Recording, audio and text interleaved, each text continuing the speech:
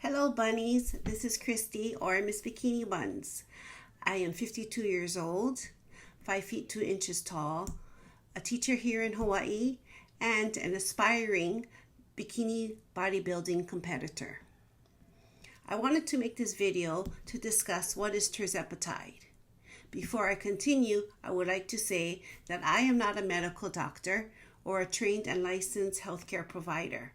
The information shared here is for informational and entertainment purposes only.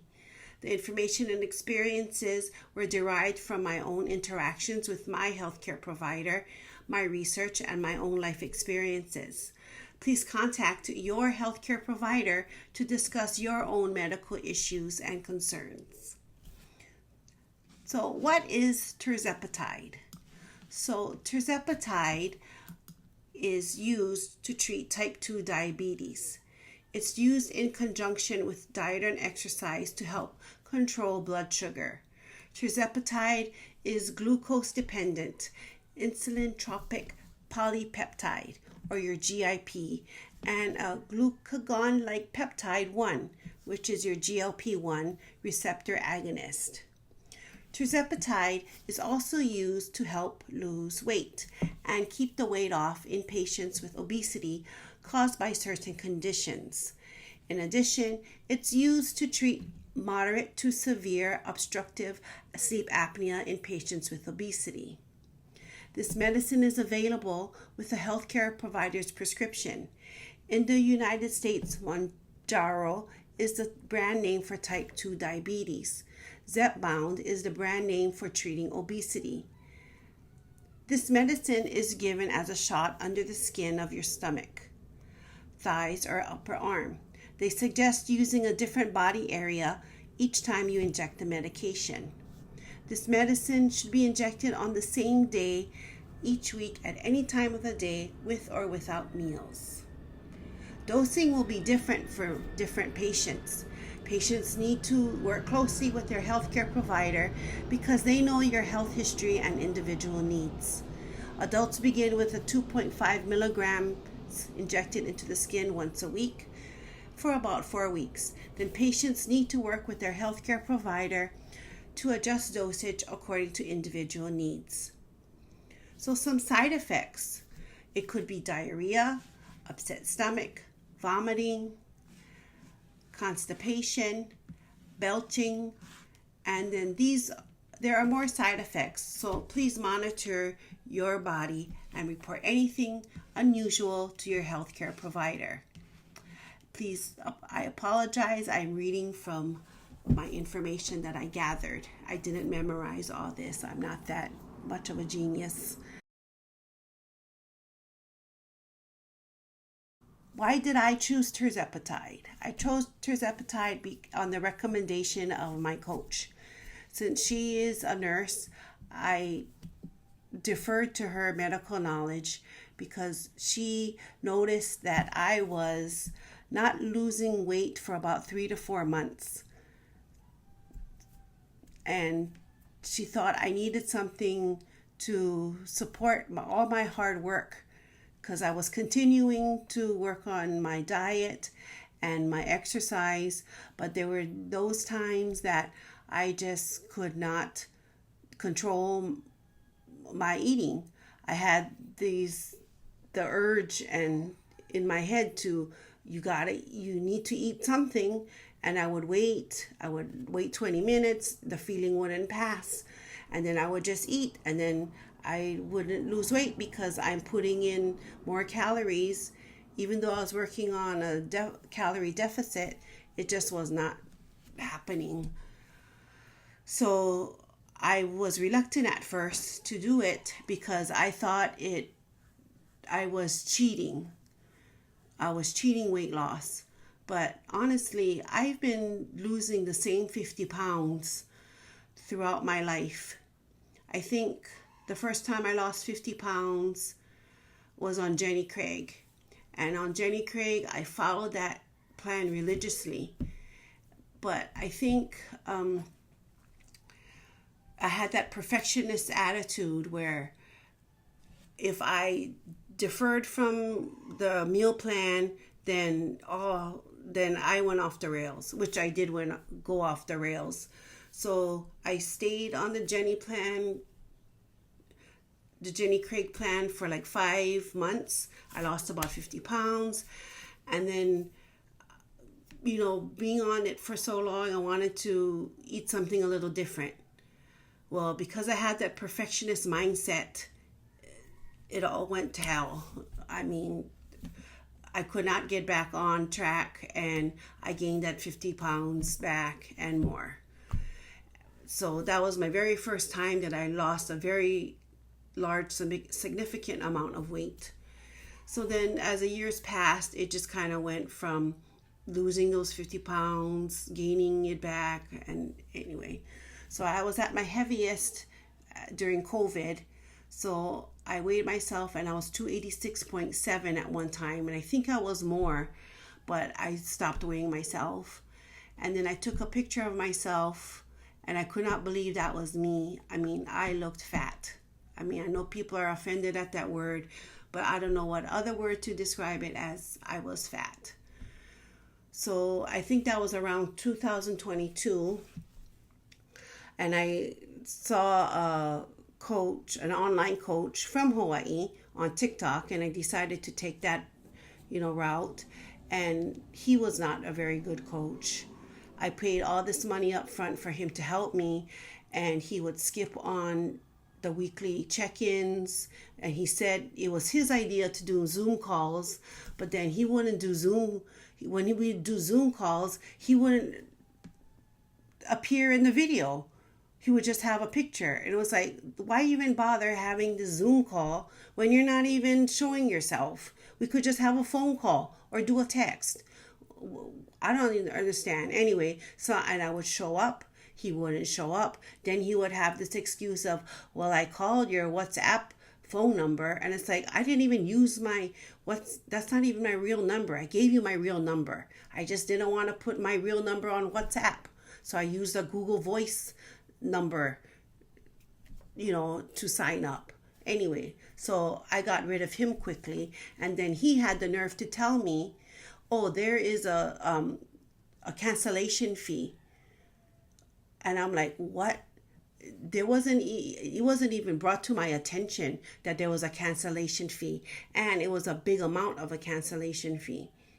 But I just was like, I just got to get rid of him. So I got rid of him. So I kind of tried to do it on my own, and then I got another coach that I found online, and I looked at her Instagram, and then she seemed to be, doing okay with her clients. I looked at, what she posted and what they posted. So I went with her, and, she helped me a lot. And I lost about 40 pounds with her. But then she wasn't very attentive. I mean, I need to be honest. She wasn't very attentive. She claimed to be so, meticulous, but in her responses to me, her text responses to me, there'd be multiple spelling errors and, and I'm like, how can you be so meticulous when you're doing spelling errors, so that showed me she was not meticulous. So I declined her services, and I went on my own for a little while. Then I found another coach, which is actually a little closer to me. And I did like her. I still like her. But because of life, and I was busy trying to that's not even a word, to pursue my doctorate degree in education again, I just couldn't put all my effort into it. So that actually coincided with my hospitalization in March of 2024. So I had to decline her services, and I wrote her a nice email and told her I'm going to go in a different direction. So it was in about October of 2024, I decided to get back on track. And at this time, this was coming from my hospitalization where I had sciatica and I could not walk. It was on my right side. I could not walk. And in the effort to walk, I had a walker and I sprained my left wrist. So I had a double whammy of being immobile. So I was hospitalized. I'll get into the story. So in March of 2024, during spring break, I got a cold. And then when I was trying to recover, suddenly I got sciatica and I could not move my body like how I used to. I could not walk. I could not even go to the doctors because I could not walk. And then so we took out the walker and tried to move that way. And because I was so heavy, I sprained my left wrist because I put too much weight on it and sprained it, and it just ballooned up. So finally decided to go to the emergency room. Sorry, there's a lot of trauma with this hospitalization, and I have not really gotten over it. Anyway, so I went to the emergency room, and then all I can remember is being wheeled in there, and even getting out of the house was an effort. I had to use my rolling chairs, my rolling office chairs, to get to the door and and to the car. I mean, it was a big production. And anyway, so finally got to the emergency room, and all I can remember is getting into the wheelchair, being triaged, and then the next thing the attendant putting the oxygen monitor on my finger, and then the next thing I can remember is waking up in the ICU and being told that I almost died. My left lung almost collapsed. When they took an x-ray of my lungs, they were all white. And so I was in the ICU for about 5 days. And then I finally got moved to a regular room. And I stayed in that regular room for about 2 weeks. And I stayed in there for so long because they were trying to find a short-term facility for me to recover in. But because my insurance didn't cover that, I didn't go, which I am so glad I didn't go, because I didn't really like being in the hospital setting. I think my experience there, it really showed how you're just made to be sick. They're just, I don't want to say enable, but you really are not encouraged to get better as a whole. They're just taking care of that one, in my opinion, they're just taking care of that one emergency symptom or ailment that you have. And, because when I was hospitalized, I had my lungs, I had my lung issue, I had my sciatica, I had my left wrist not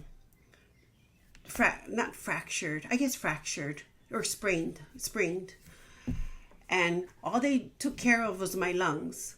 Meanwhile, if you pretend this is my right foot was like this all throughout my hospitalization stay. And to this day, I am still trying to get function back in my right foot. And it wasn't until a nurse said, "Why don't you try gabapentin?"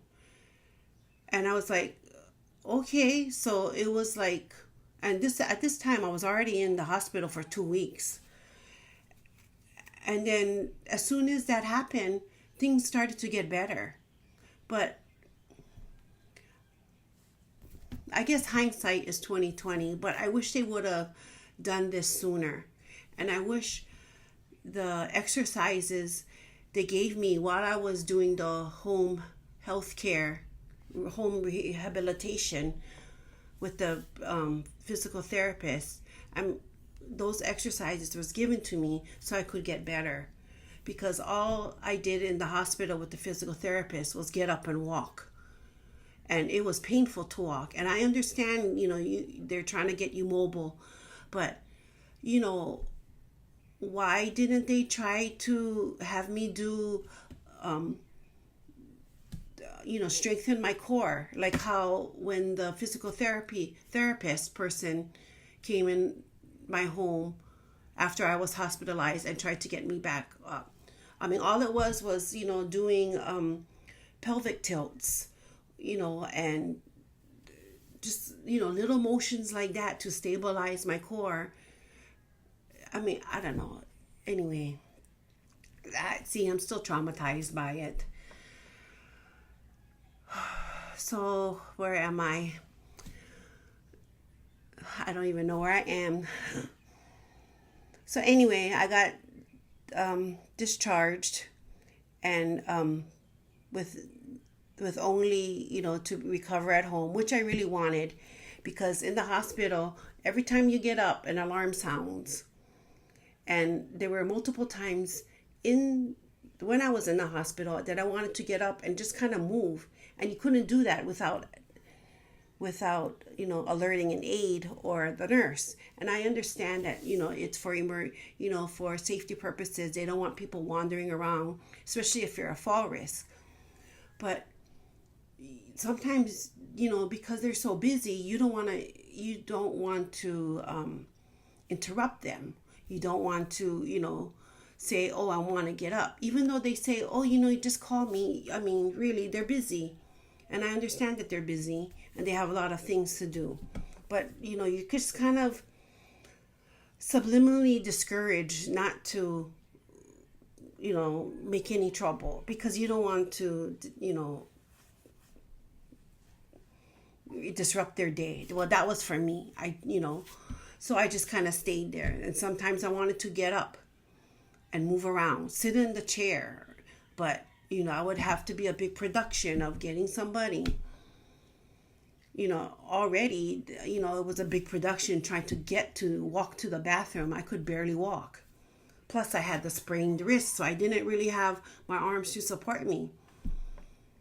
Anyway, so it was a very traumatic, for me, it was a very traumatic experience being in that hospital for 2.5 weeks. And then even coming home,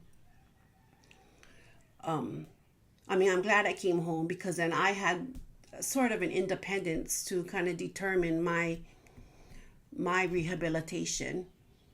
If I felt like getting up, then I would try to get up.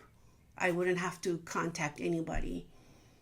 So, it took a while for me to get walking again. I came home about middle of April, and I think it wasn't until maybe the end of June that I finally was able to walk on my own with a walker. And then I had to get back to work by the end of July, because I did have time off, because I accumulated a lot of time off. But I just thought I needed to go back, because it's better to start the school year with their teacher instead of a substitute, and then I have to come in later to fix things, lack of a better word. So I managed to get back to work by the end of July, and it was hard. I was able to walk, but I had to walk slowly. It really sucked because my classroom is on the second floor, when for like 18 years it used to be on the first floor, and the year I needed it to be on the first floor, I'm on the second floor. So I managed to get through all that, but it was really hard. So I guess what this little story time is, I'm about, so that was October, in October of 2024, October 7th to be exact. I decided I needed to change. I need to get stronger. I want to get back to the gym because the gym I go to, I really like it. I mean, it's a bodybuilding gym, and I was intimidated because it's a bodybuilding gym. However, the people there are not what you find at a commercial gym.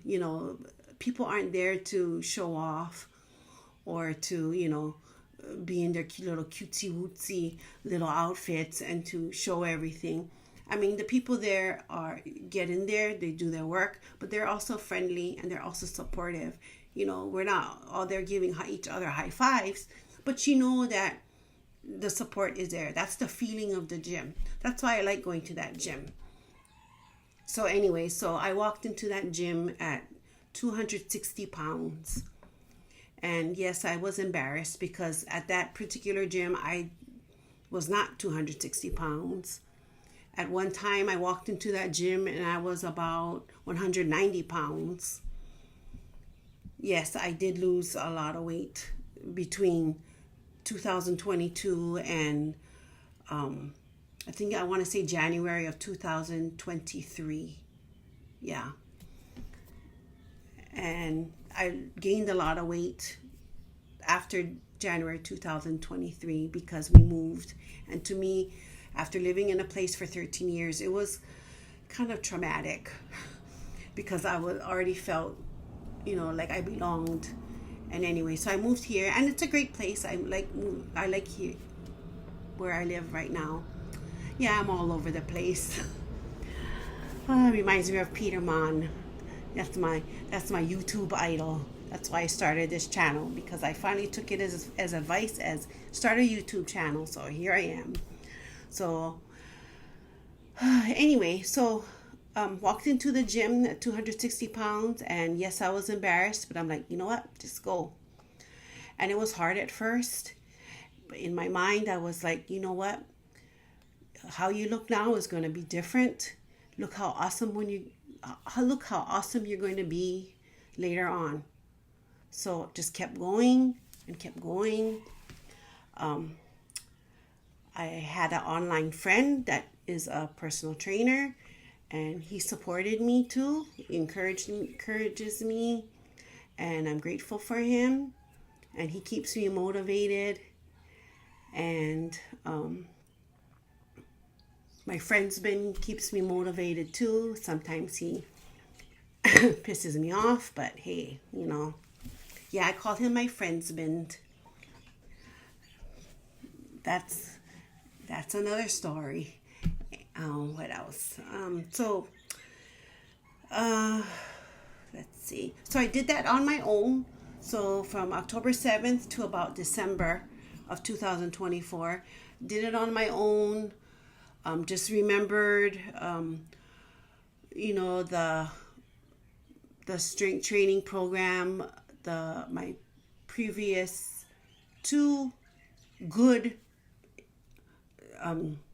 online coaches gave me, and I kind of combined it, and also tracked my calories on my Fitness Pal, and I lost about 50 pounds. No, did I lose about 50 pounds? No, I did not lose about 50 pounds. I think I lost about 20 pounds. Yes, I lost 20 pounds. So decided, you know what? I need to pursue what I always wanted to pursue, which was to become a bikini competitor. Now, I always thought I could do it, but I didn't really actually physically do it because I didn't think I was worthy. I wasn't one of those, skinny mini girls, and I just felt discouraged about doing it. But, I'm like, there is no perfect time to do something. Even starting this YouTube channel, I got worried about, I don't look a certain way. Even my hair is all wangles right now. But, this is me. This is how I am every day, because my hair does not take well to the humidity here.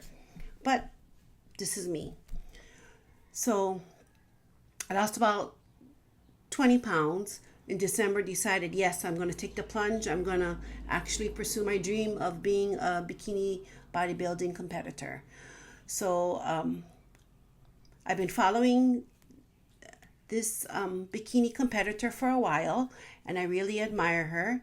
She's a nurse, and I like that she had a medical background, particularly coming from the hospitalization that happened from March to April, and my rehabilitation, because I'm still rehabilitating. So I like that.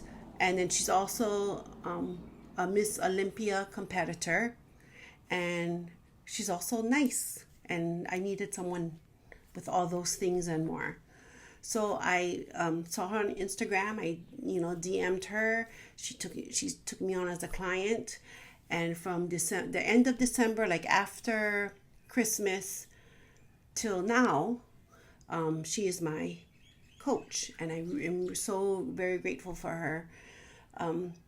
So with her, until I want to say about March 2005, I lost about 30 pounds. So this takes me to about being 210 pounds. Yeah, because 20 plus 30 is 50. Hello. Okay, so it takes me about 210 pounds. But from March to about June, the end of June, I've been in this ping pong of 210, went all the way down to 204, just being in that range. And then she's been suggesting to me once in a while, oh, maybe you should try Tirzepatide or semaglutide. And I'm like, no, I was thinking, no, because that sounds, like I'm gonna, that sounds like it's bad. That doesn't sound like I should be doing that, because if I'm taking something for weight loss, isn't that cheating? So, I had that mindset. And then, I don't know, something in me said, you know what, I've been bouncing around for too long. I'm going to try it. So I researched it. I talked to my personal trainer friend online on Instagram, and he said, you know what, research it. And if you think it's right for you, do it. So I was like, okay, and researched it, found information like how I shared with you just a little while ago, went on YouTube, found Downsized, and they're very informative. I like that channel. Found other YouTube creators, and then I was like, you know what? This is not cheating. I have a disease, and it's called obesity. And I never really thought it was a disease, but apparently the American Medical Association and World Health Organization has classified obesity as a disease, and I do have a disease. And why am I trying to fight it when I've been trying to fight it for how many decades? So this is why I chose Tirzepatide.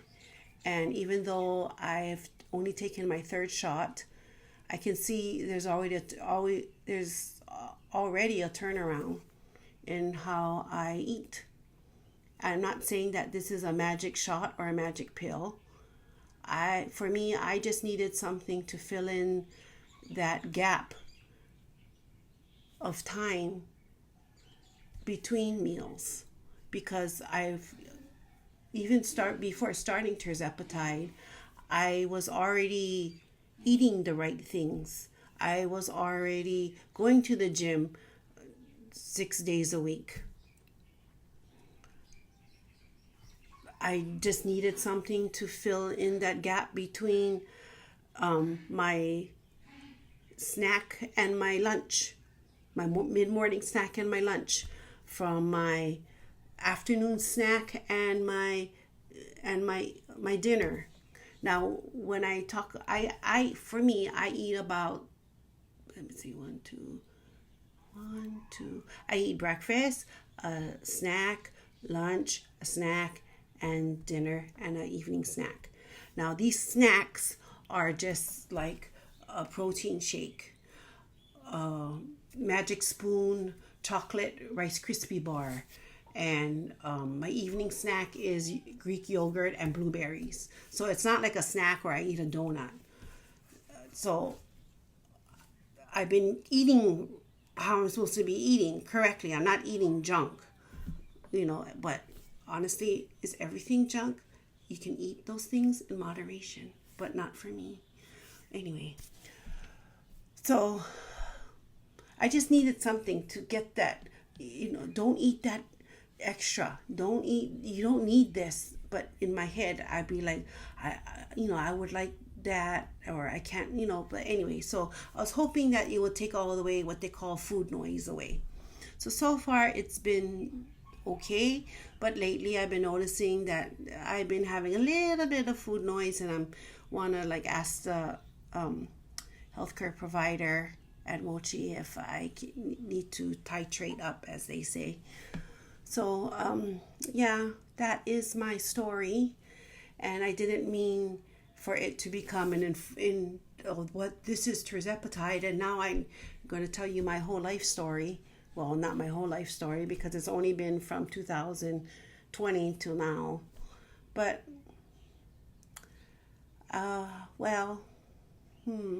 anything else? So I know your experiences may not be like mine, but I just wanted to share my story because it may hit someone in some way. I just started this channel just to share my story.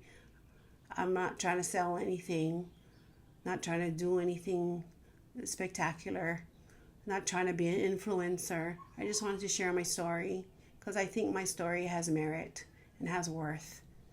Because when is the perfect time to do anything? It's now. And that's something I just want to remember in my head, that just pursue your dreams. If you have the means and opportunity to do it, just do it. Because there is no perfect time. There is no right way. There is no time to wait for. I mean, I am 52 years old and participating in the bodybuilding world. I wanted that since I was a teenager, but I felt like I didn't fit in because I was always told I was too big. I was fat.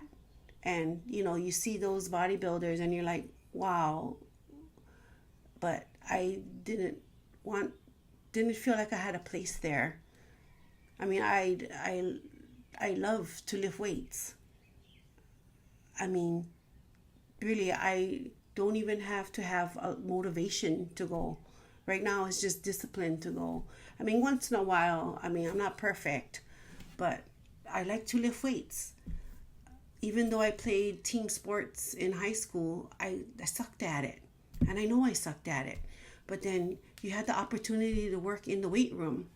So I joined just so I could, spend those few months working in the weight room. Because, back then, the gyms weren't as much as they are now. There weren't as many physical gyms as they are now. And then the price, even if there were gyms, the price was high, especially for a teenager, So, so that's my story. And I hope you get something out of this. And, I hope to share more of my story. I know I'm rambling all over, but thank you for stopping by, and aloha.